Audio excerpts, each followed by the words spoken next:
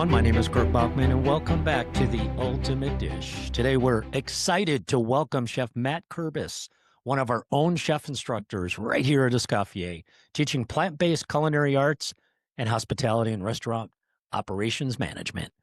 Matt's career spans more than 25 years of cooking and teaching in some incredible places like Alaska, Mexico, Costa Rica, and throughout the Pacific Northwest, and right here in Boulder, Colorado. He worked his way up from dishwasher to executive chef, eventually leading culinary education as director of education and executive chef at Le Cordon Bleu's Portland campus. After earning his master's degree in education, Matt discovered his passion for teaching the next generation of chefs. Matt also walks the walk as an entrepreneur. In 2016, he and his wife, Catherine, launched HYCH, a craft hot sauce company born from a simple problem: where to find hot sauce with sophisticated global flavors that won't burn your face off. What started as a homemade batch in coolers at farmers markets has grown into an award-winning brand now sold over in 100 stores across the Pacific Northwest, including Fred Meyer, Market of Choice, New Seasons, and across the United States for that matter. Matt is living proof that success in the food industry takes creativity, adaptability, and business savvy. And today, he brings that real-world entrepreneurial experience into our Escoffier classrooms every single day. Get ready for a conversation about teaching plant-based cuisine, turning passion into profit, what it really takes to build a food brand from scratch. And there he is. Good morning, sir. How are you? Good morning, Chef. It's so good to be here. Thank you so much for having me on the show. Yeah, absolutely.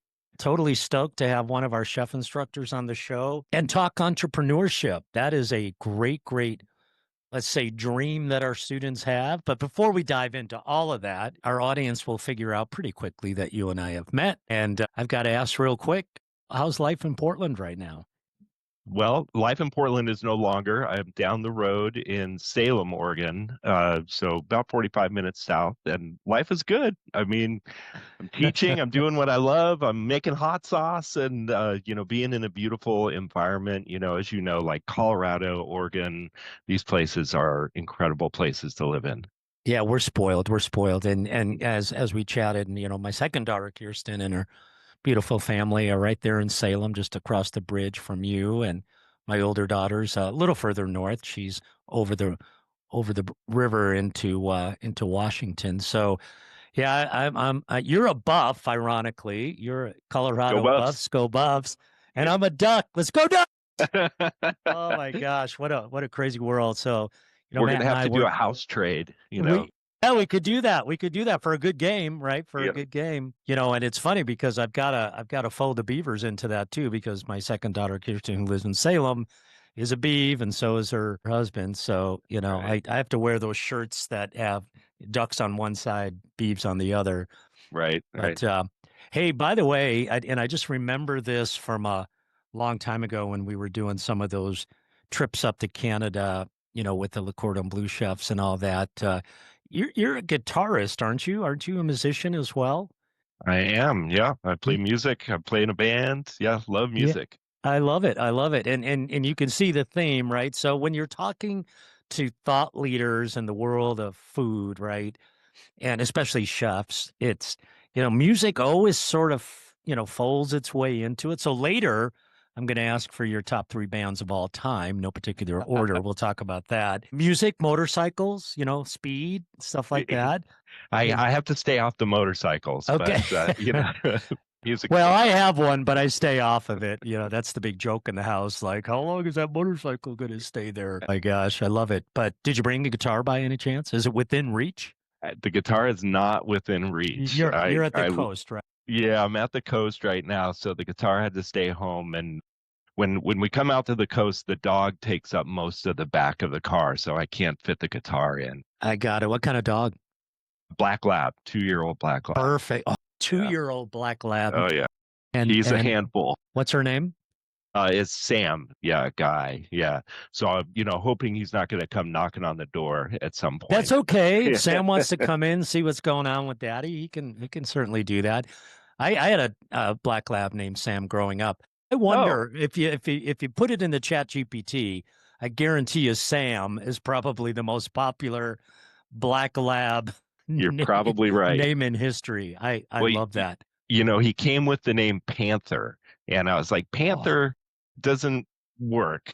I couldn't have a cat name on the dog, so because we took him over from a family who couldn't have him anymore, and he was still pretty young. So we're like, well, Sam kind of rhymes with Panther, and we kind of shifted, and took him a few weeks, but he got it. all right. I'm going to go with that because Panther's a pretty cool name. I'm not going to lie. But hey, before we dive into the many questions I have for you, tell me a little bit about because I'm sitting here in Boulder, and it's a Mhm, beautiful, beautiful community, and tell me a little bit about when you were in Boulder and how that all. I know you were here not too long ago, and I was surprised to learn that you're a buff. mhm. But how did that come about? Are you originally from Boulder? Not from Boulder, but Colorado Springs. I grew up in Colorado Okay. Springs. Okay. So my dad is a professor, or was a professor at Colorado College in Colorado Springs. My gosh, great school. Great Great, school. great. Yeah. Yeah, I Yeah. was not. I had the opportunity to go to Colorado College, but my ability to be a good student at that time was not the best. We're I all in that bucket. That's why I went to Oregon. That's why I was a duck. so I spent my first year of college at Western State in Gunnison.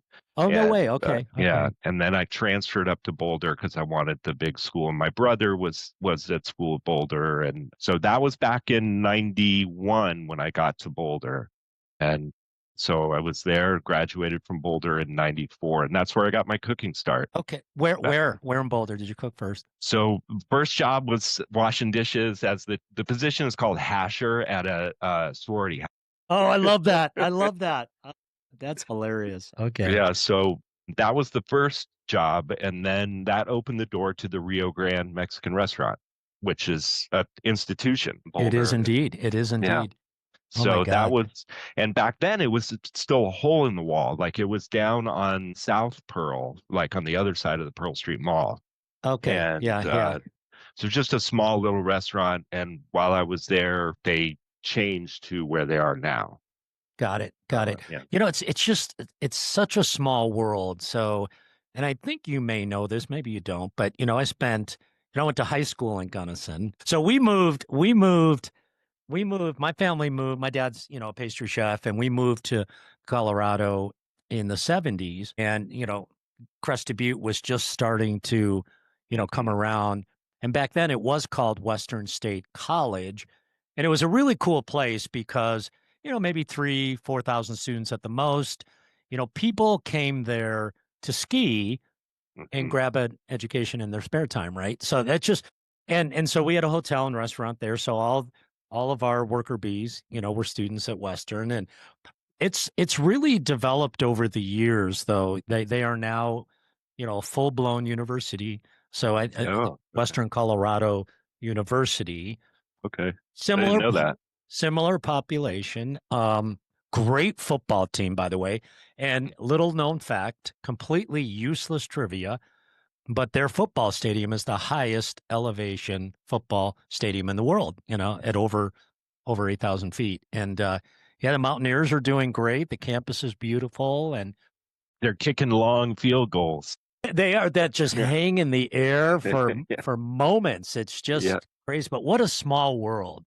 That And is crazy. Yeah, we have orbited around each other for many years. and then right in the middle of that orbit is Brian Williams, who kind of, I did my thing with Brian in the 80s at the Benson Hotel in Portland. And then, of course, you worked with him at Cordon Bleu there. So, yeah, 6 degrees of Brian Williams. I love those Yeah, stories. that's absolutely true. He's been there. He gave me my first job and then promotion at Le Cordon Bleu way That's back in the something. day. Yeah, Yeah. yeah. Those were incredible days. And, Mhm. but let's talk about you and teaching the business of food. And if you're cool with that, I'd love to start with your role here at Escoffier. And, you're Absolutely. teaching plant-based culinary arts, and you're teaching hospitality and restaurant operations management. In my mind and everything you read today, those are two really, really important areas at the forefront of our industry and where, let's say, our industry is headed, right?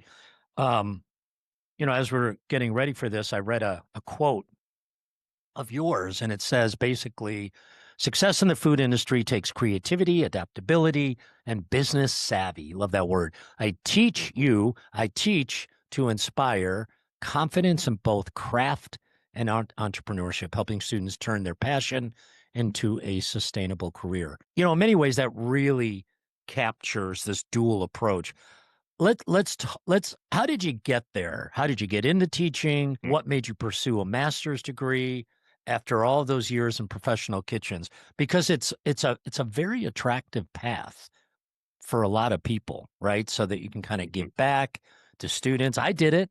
You did it. Many others did it. Brian Williams did it. Mhm. But yeah, walk us through that journey. Sure. So, I think many of us in the culinary industry, we get to a point where we're like, wow, am I going to work nights and weekends, for the rest of my life and holidays and things like that? And so that was one piece where I was like, okay, how am I going to pivot and what am I going to do to change that up a little bit? And, you start thinking about things like having benefits and stuff like that come into play, and 401k and stuff. And so I started thinking that.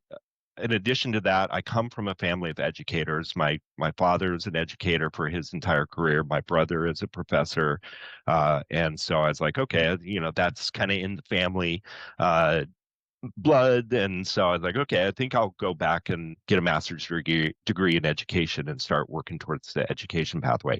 I did not, however, think like, oh, I'm going to teach culinary. It just did not come into my thought process. I thought I was going to be a fourth grade teacher. And so I went back to school in Portland and got my master's degree. And I graduated in the springtime, and the jobs all start Right before summer. right before summer. And so I had a summer of like, what am I going to do? I need a job. And so I started looking around and I thought, oh, maybe I had heard that there was the Le Cordon Bleu School and Western Culinary Institute.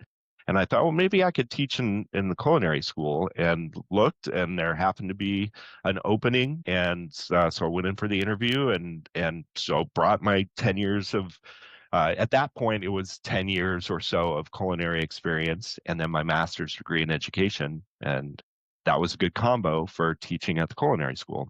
And Because we offered degrees and all mhm, of that. So it's so interesting to go back and would you do it the same way again? The next question is just phenomenal because we're going to start talking about plant-based cuisine. When did that? Again, you and I are very familiar with Oregon, and I went to school in Eugene. In many ways, plant-based cuisine, maybe we may not have called it that in Oregon, but it's been around for a long time, right? yeah, yeah. So it feels like it kind of exploded into the culinary world. It's definitely not a trend anymore. It's legit, right? With great Mhm. opportunities.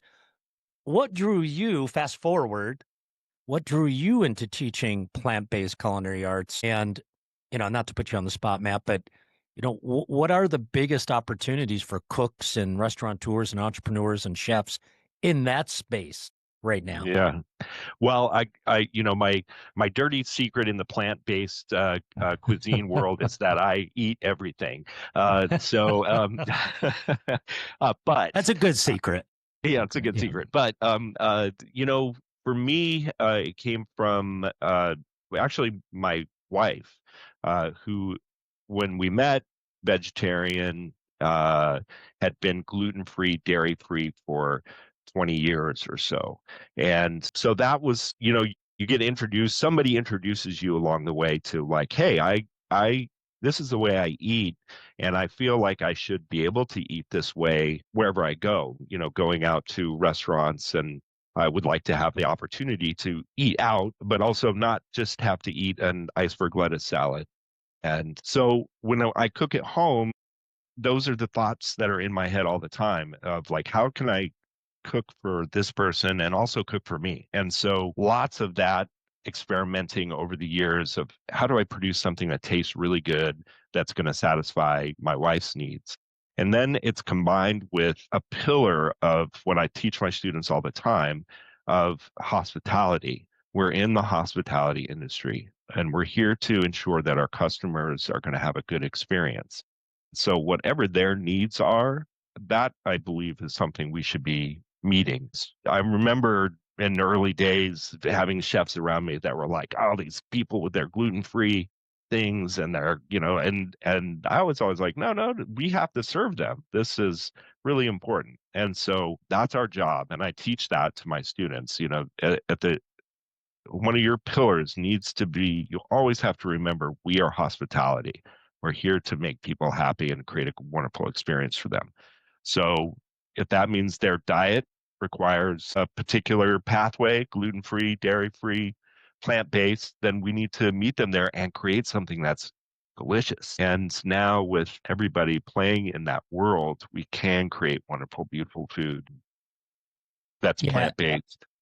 I've got chills a little bit because one, I'm proud that you're one of our teachers and that this is your message. So thank you for that. But you said a lot of really, really important things right there. And you're right. When I think about dining out, it's an experience, right? You want to be able to go out and enjoy yourself and not have that anxiety and stress around, what you're going to eat. Or you shouldn't have to compromise what you'd like to try, right? You should have a choice. You said it, you should eat what you want, right? And I know this isn't just a thought, it's a fact that there is so much more literacy around food insecurities and you mentioned gluten, and other ways that people like to eat and must eat, right, in many cases. And we're I I I, I sense that you feel too that we're meeting people where they are today, right? And that's your message to students. You need to meet your guests where they are and be honest and try to help them have an incredible experience. So let's wrap hospitality and restaurant operations management into that because this is a space where a lot of cooks and educators can potentially stumble, right? Mm-hmm. Cook beautiful food, but sometimes the business fundamentals are overlooked, right? What's the number one reason that a restaurant will go out of business, right? It's not in the dining room most of the time. Right. It's walking out the back door. So, in your experience and the way you approach this educational piece with your students, why is it so critical for culinary students to understand operations and not to forget about cooking, right? That's the passion. But why Mm-hmm. is it so important? So we're going to record this answer, no pressure.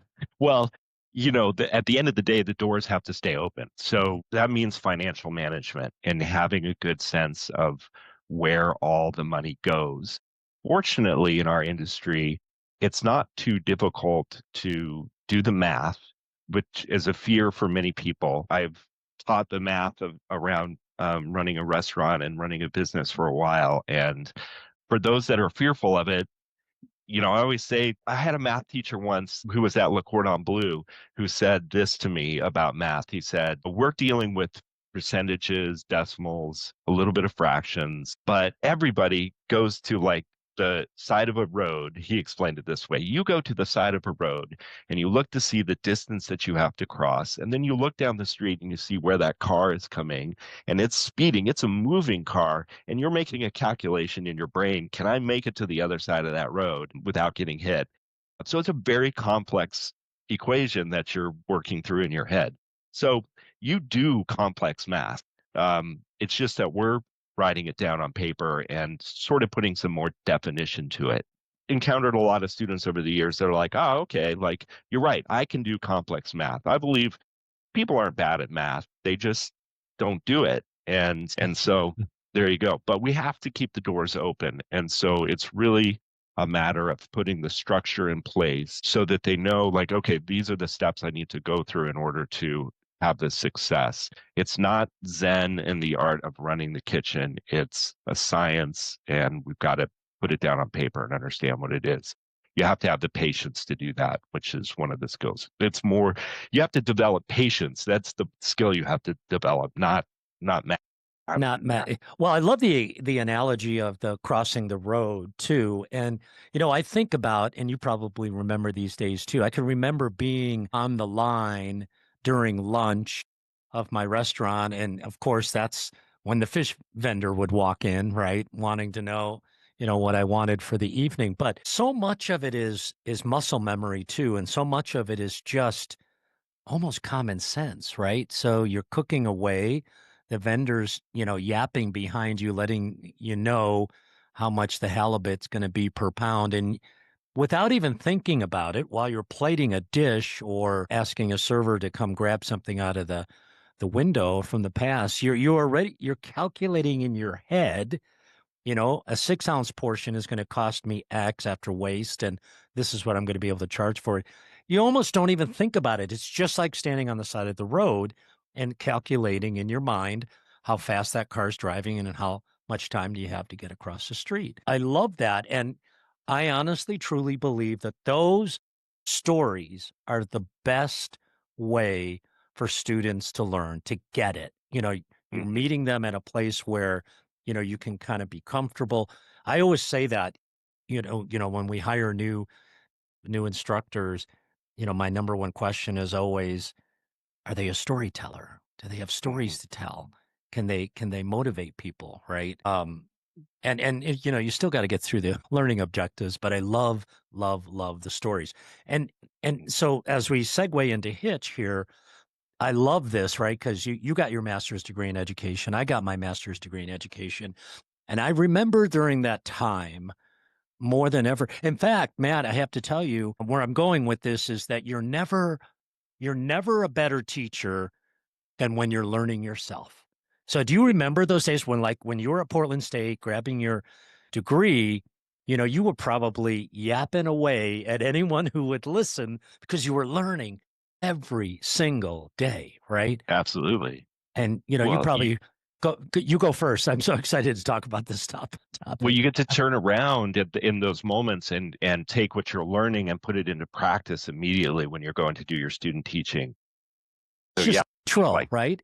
It just happens, right? So you were probably on a call a few weeks ago when we brought everyone in the company together and we were talking about AI and the AI assisted grading, pilot that we're working on. And I jumped into a course at Stanford, which I'm just wrapping up. And I got to tell you, you're never too old, you're never too young. But every day over the last several months with this course, I feel like I've learned something, right? And I'm trying to, it's less about like memorization. It's more about practical application. Like, oh my gosh, I just learned this. How can we apply this quickly, mhm. into, the initiative that we're working with? So here's what I find fascinating about your position in particular. You're not just teaching theory, you're actively running HYCH, Hitch. You're dealing with vendors, you're managing inventory, you're handling distribution, you're living what you teach. So you're not just like reading from a book, right? You're informing students about what you're working on every single day. So can you take a moment and just, share with us how your experience running your company informs you what to teach in restaurant operations or even in plant-based cuisine? What real world lessons do you bring into the classroom every single day? Yeah, in business. So, one of the first questions in the class that I teach, or one of the classes that I teach, is sort of what's your vision? What do you want to be doing? What's your inspiration? And so many students talk about the business that they want to open, and it's really. I love to see that when in week one when I get, which is happening right now, I get to read through comments on what they're all dreaming about, and then I get to convey to them the actual steps that it takes to move forward on that dream. And I think that's our job as instructors, is to understand what their goals are, what their dream is, and to help them keep that dream alive as they move through school and give them little pieces, tidbits along the way that's going to help them build that structure so that when they graduate, they're like, oh, okay, I've got this big structure, this, documents that I can refer to and some real world steps that I can take to move the needle a little bit towards my goal. And so in that, you know, I think there are some very concrete, specific things that students can do to start realizing the dream right away, which is things like contact your Secretary of State and register your business name. It is if you're going to cook, which so many of our students are interested in creating a product or selling their barbecue sauce or whatever it is they've been baking cheesecakes at home or and selling to their community now. Uh, Doing the steps to create the unique selling proposition. Why is somebody going to buy your product versus, the other hot sauce that's on the shelf? And there's a lot of hot sauces on the shelf. Like, how do you differentiate yourself? How do you stand out? And Absolutely. Grandma's recipe, or yeah, yeah, yeah, yeah. What's going to captivate them? You know what I love about this conversation, and I know it's true for you as it is so with so many of our guests, right? Is we jump on and we talk for an hour about your experiences in your past and what's left out of that conversation, and even when you're in front of your students and you're sort of explaining how you run your business and how you came up through the industry, what's missing from those conversations is the years and years and years and hours and hours and hours of sleepless nights and business plans that didn't work. And so I always like to provide that disclosure that when we talk about this in very genuine yet almost celebratory ways, we can never forget the work that went into all of Mhm. this. That's the message we always have to remind people. The stories are great, but the work, has to take place. And so I think in your intro, what I loved was this kind of intersection of the craft. And I love that tagline more than anything, the craft of cooking, right? So you talk about inspiring confidence in both the craft and entrepreneurship. What are some of the most common misconceptions that students or anyone has about the business side of food? Yeah, I think, Tough question. yeah, it's a tough question, but what I discovered I didn't start my own business until I was in my mid 40s. And I always thought it was sort of a go it alone kind of thing, which it is to a certain degree. But the amount of help that exists out there to make your business successful blew my mind. Yeah. Yeah. The fact of the matter is, in the United States, we are business. Like everything is business. And that means if people want you to succeed. When business succeeds, our country succeeds. And so the amount of help that is out there in the beginning, we were like, what do we do? We didn't know like about co-packers and how this whole process works. I certainly wasn't very good at managing my books in the beginning, but there was an organization called SCORE that's out there, which are mainly retired business owners that want to give back. And so we got a SCORE mentor for free. And that person worked with us for, I think, a year, maybe 2 years, as we once a month we'd get together and talk about, okay, this is what we're going to do. This is how we're going to format the cash flow spreadsheet. This is, all those important pieces of running a business. There are countless grants out there, not countless, but there's lots of grants that you can apply for out there. There are many organizations that are nonprofit that you can apply to and get mentorship with your business. So that I think is the most common misconception is that you've got to go it alone.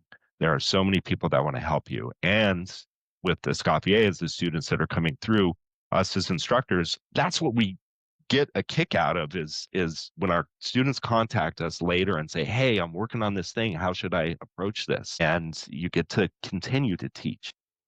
I love that. I love that. And point them in the right direction, right? Or at Mhm. least give them advice. So let's jump into your entrepreneurial journey, the idea to the shelf, if you will. I love the stories of the origin, right?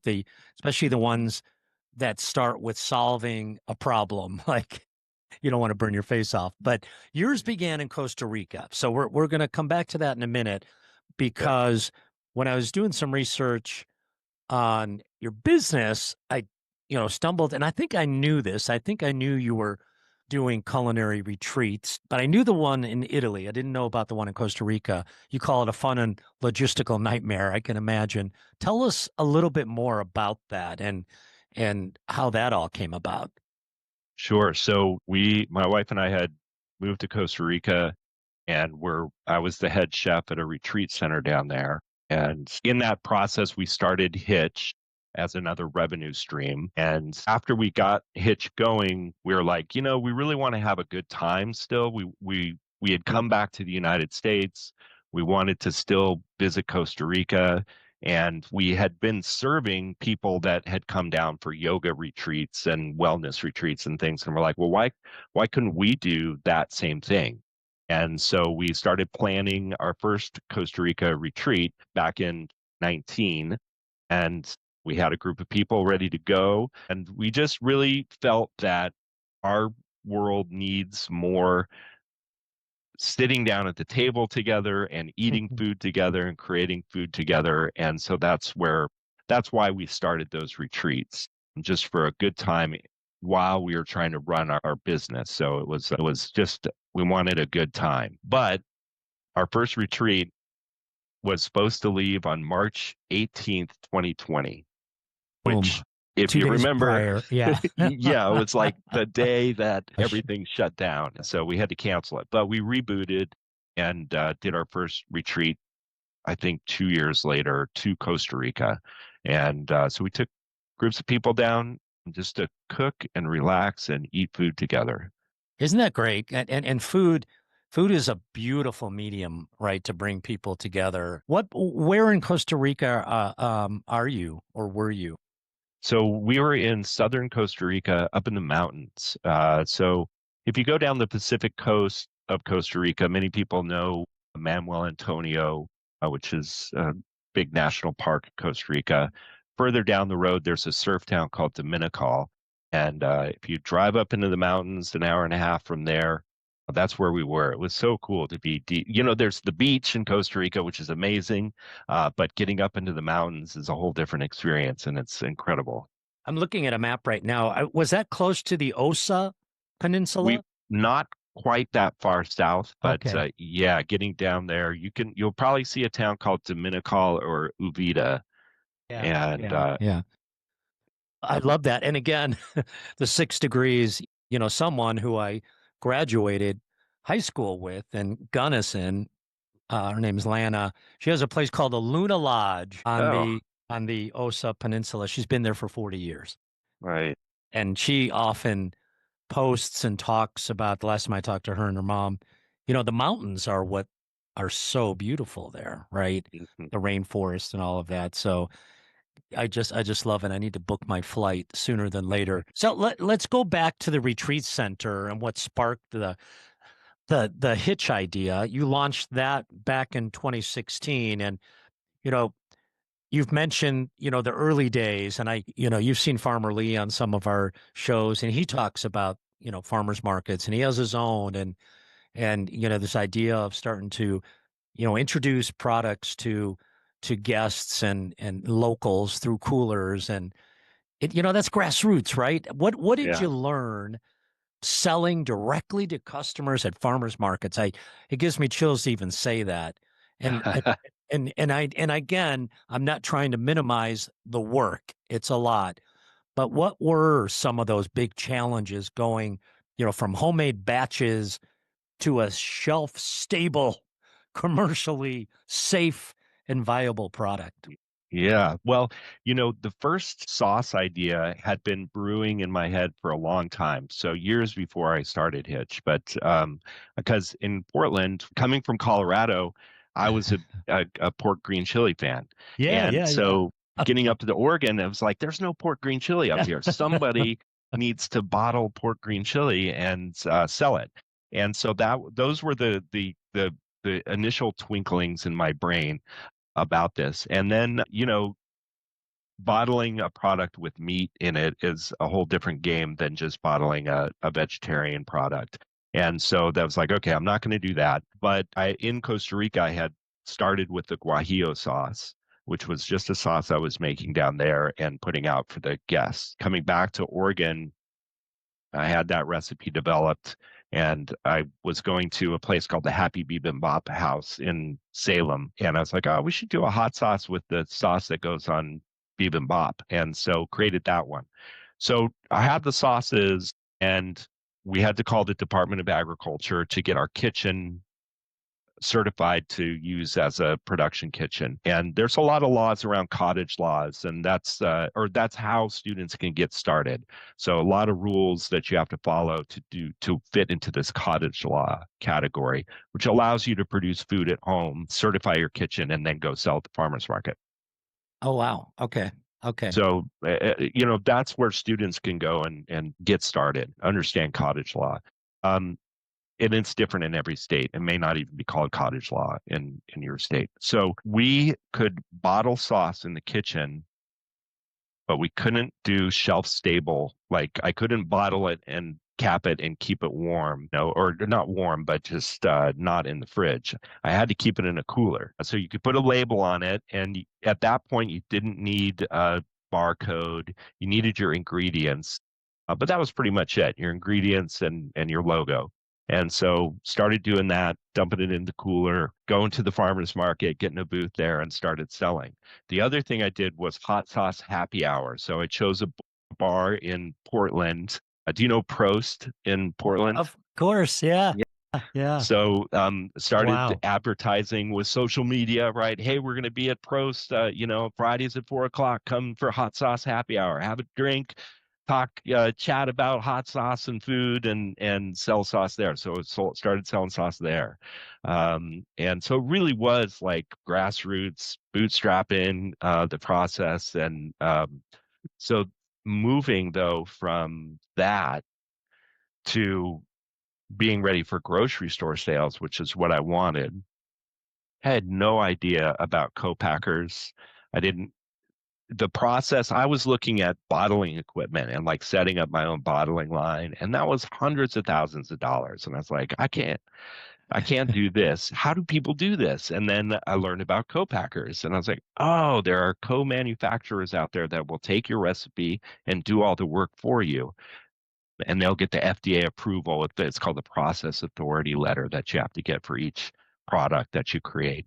And so I spent 6 months looking at co-packers. I flew to California. I went throughout my community, found one that was close to us, 30 minutes away, that worked. And so I went to them, and that's the process. Like when you need to move from your farmer's market bootstrapping grassroots operation to something more serious, I think going to a co-packer is a great thing to do. It's not necessary. You can do your own operation, but it's a great thing. But now you're getting into the financial part of like, okay, how much am I paying this person to create this product?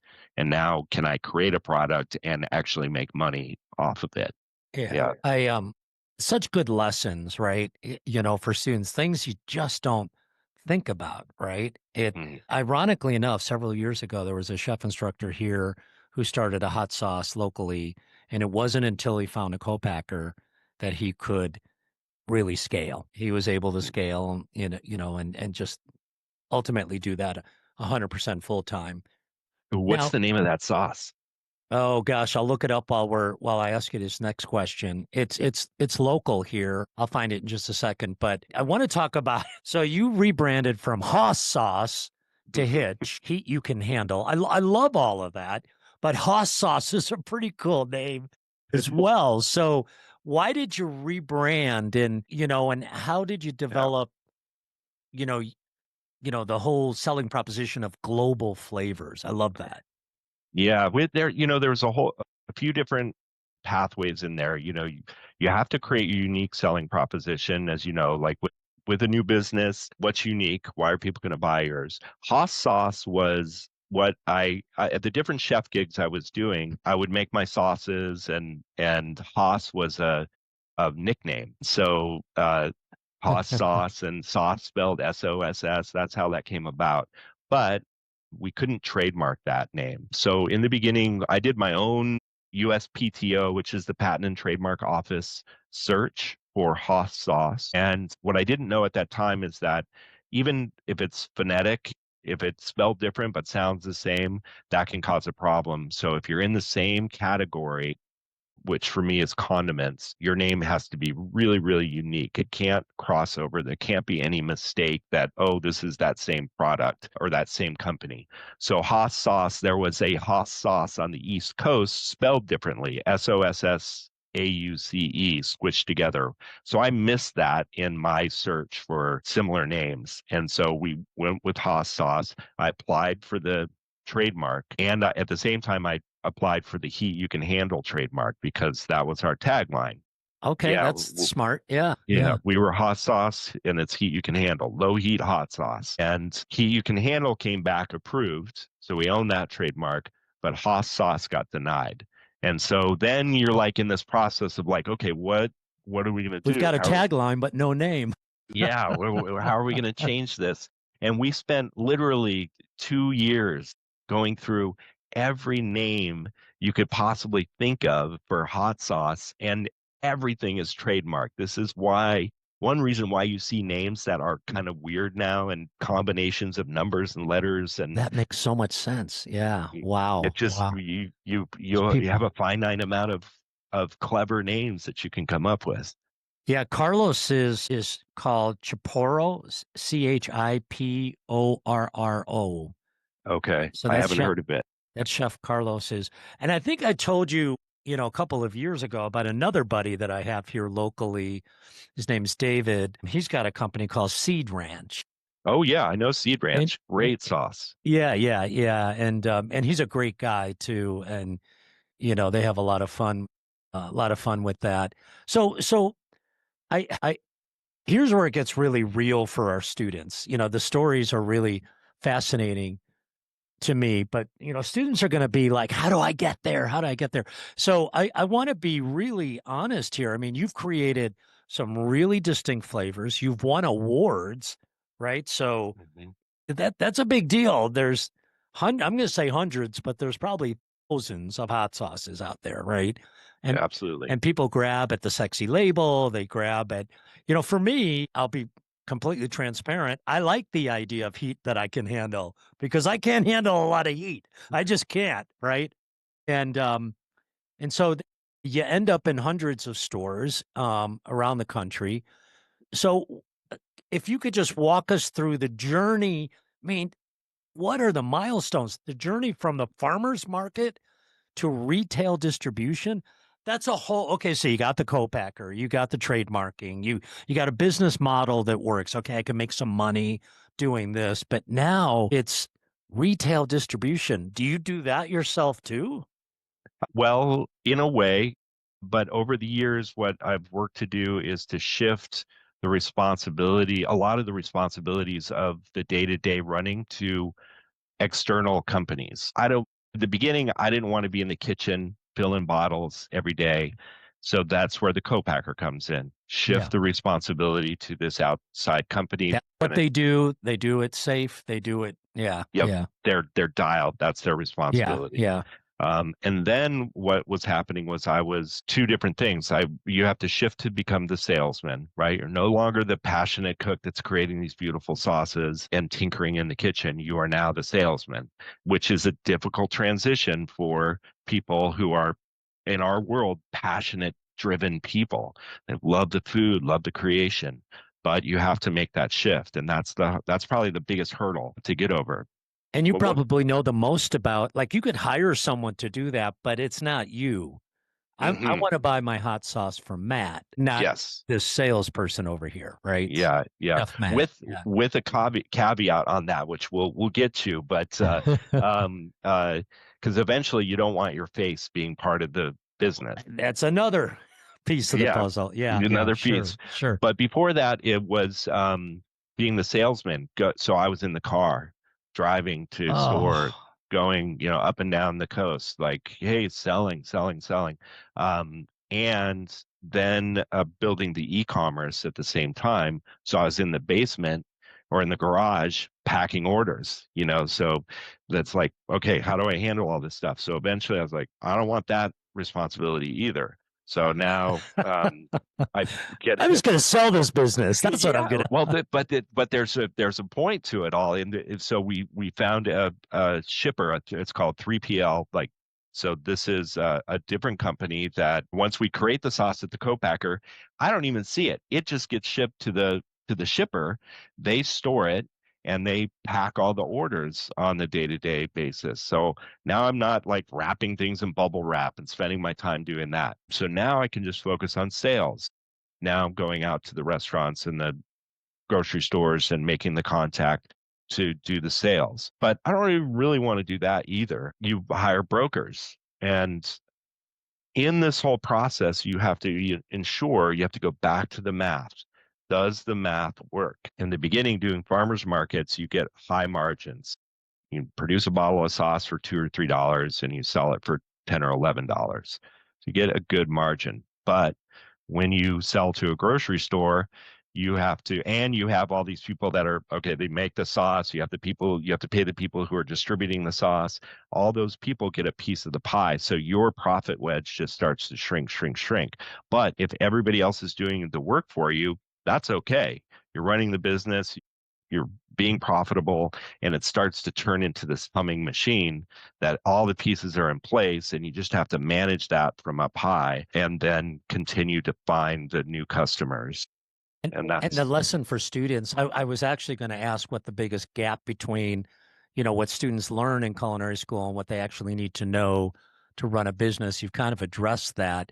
Scale probably comes into this, right? If you can maintain your costs now that you've brought in all these different components, then all of a sudden, all you need is people to buy your hot sauce. that's it. But for Yeah. students, Matt, for students who do want to start their own food product or restaurant, and I'm sure you have these conversations, in the classroom and such. What's step one? Because I've got like 10 things like listed here. Great product, right? Great hmm idea, hmm distribution model, co-packer. But what's step one? Step one is, I think there's two different pathways. One is there's a step one if you're not exactly sure what the giant vision is. And then there's a different pathway if you know, like, I'm building this company, it's going to grow like this, and this is how I'm going to exit and get out. But step one is just understanding that if you don't take a step forward, if you're waiting for the perfect vision, you're waiting for all the pieces to put in place, you're wasting time.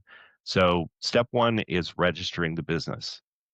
Get your name and go register it. And The boring step one, but it's very, very important, right? it's it. No, Yeah. Like, I'm glad you bring that up because I'm already, I'm in the grocer. I'm on the shelf, right? So no, I love that. I love that. Simple, right? yeah, Register your business. Yeah. and that you can do that in an afternoon. It's going to cost you 120, $150. You have to have a name. So maybe you need to spend a little time thinking about what you want to call it, but you can always shift that as you go along. But I just think that people get too nervous or they don't know those those simple steps that need to be taken to move forward. It's all about moving that needle just a little bit.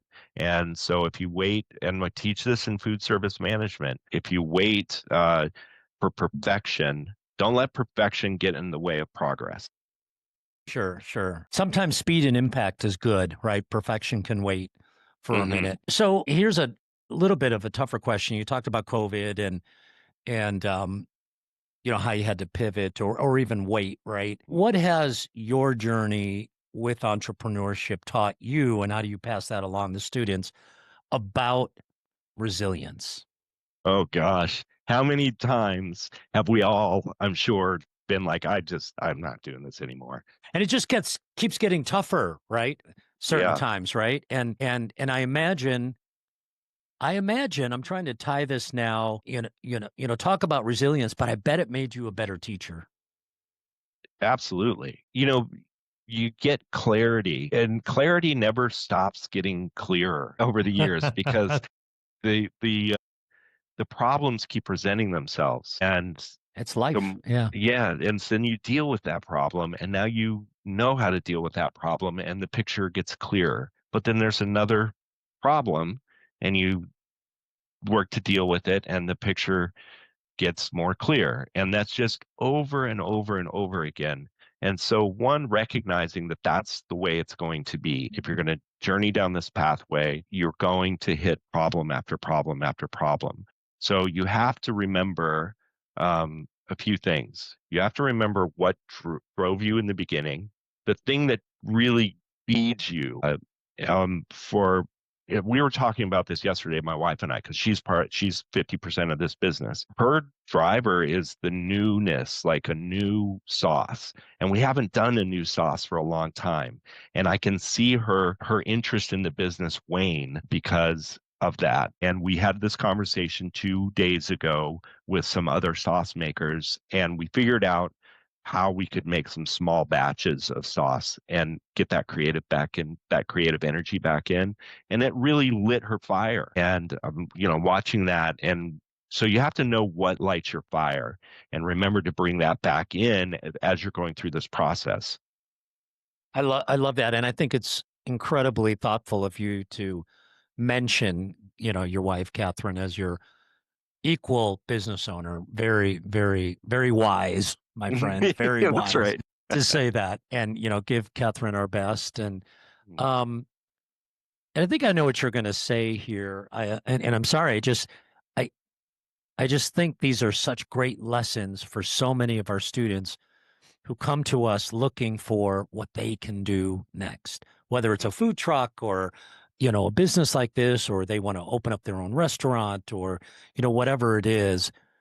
What in your mind over the years has been the most surprising business skill that you needed, that others may need that has nothing to do with cooking? Absolutely nothing.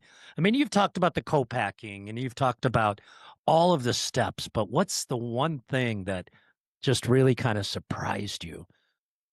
Uh, it's funny because it's not that surprising when I look back on it, but hindsight is Well, 2020. you've had time to digest, right? You're right. Yeah. But Yeah. really, it's ensuring you're creating a business, which means that eventually you want to sell it, maybe.